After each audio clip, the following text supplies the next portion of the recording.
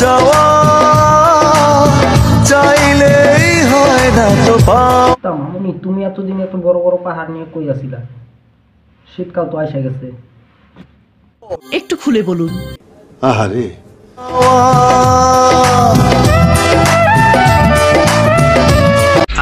একটা জিনিসই রে। সো হ্যালো গাইস, কেমন আছো সবাই তোমরা? আশা করি ভালোই আছো। আর ভালো না থাকলেও আজকে ভিডিও দেখার পরে সত্যি ভালো হয়ে যাবে। তো আজকের ভিডিও কোন টপিকের হতে চলেছে টাইটেল আর থাম্বনেল দেখে তোমরা হয়তো বুঝেই গেছো। তো বেশি বকবক না করে চলো মূল ভিডিওতে যাওয়া যাক। আর হ্যাঁ, গুরুজনেরা ভাই বোনেরা ভিডিও থেকে দূরে থাকো, ভিডিওটা তোমাদের জন্য না, স্কিপ করে দাও। আর আমার মতো যারা আছো হেডফোন কানে লাগিয়ে নিয়ে বসে পড়ো।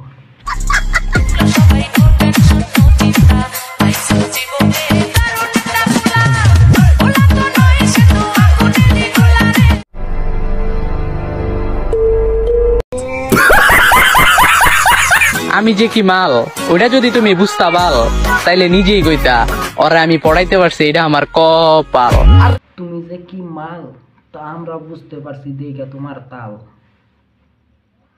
আর হ্যাঁ সত্যি তোমারে পটানো পারছি এটা কোনো কপাল না।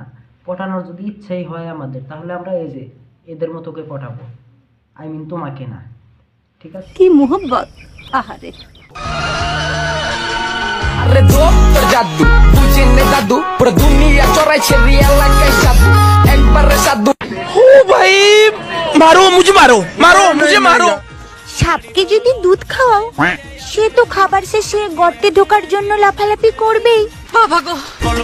বলছি কি মামনি, সাপে দুধ খাওয়ার পরে তো গর্ত তো ঢুকবেই। তা যাই হোক, এগুলো বাদ দাও।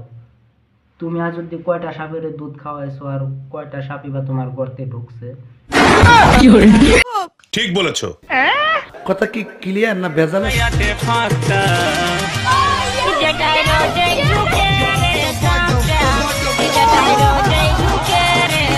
বলো তো ওইসব করার সময় ছেলে না মেয়ে কে বেশি আনন্দ পায়? बकचोदी क्यों फैला रहा है इधर? सीधा सीधा बोलना कि तुझे भी गप्पा गप करना है। चल छोड़ ये सब। आज तक कितना के साथ एक्सपेरिमेंट तो तुझे भी है ना? तेरा बातों से तो यही लग रहा है कि एक्सपेरिमेंट बहुत है, आज तक बहुत पता होगा।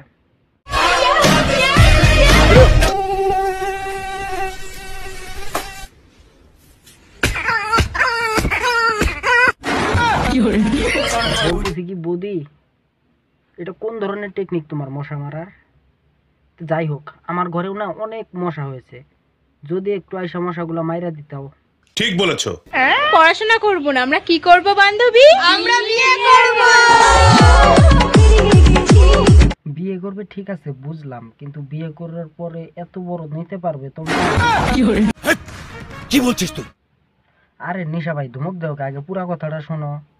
আই মিন এত বড় সংসারের দায়িত্ব নিতে পারবে তো? ইয়ারে চিন্তা করলে চুল উঠে যায়। আচ্ছা, আর তোমার চিন্তা করলে জলদি বল। সেক্স উঠে যায়। रहा नहीं जाता, सड़क ही ऐसी है ना, समझ रहे हो? তা বলতেছি কি, তোমার এতই যদি চুলকানি ওঠে তুমি তাহলে জনিদার কাছে যেতে পারো। আর জনিদার কাছে যাওয়ার পরে আবার তো ঠিক এই কথাটা বলবে না। কবি বলেছেন যদি রোজ খেতে চাও মধু তাহলে জিভ নয় বৌদি কটা ওষুধ।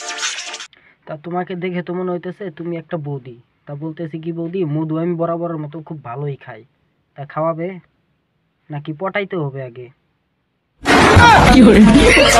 দেখো দেখো খাচ্ছে। বৌদি কটা ওষুধ।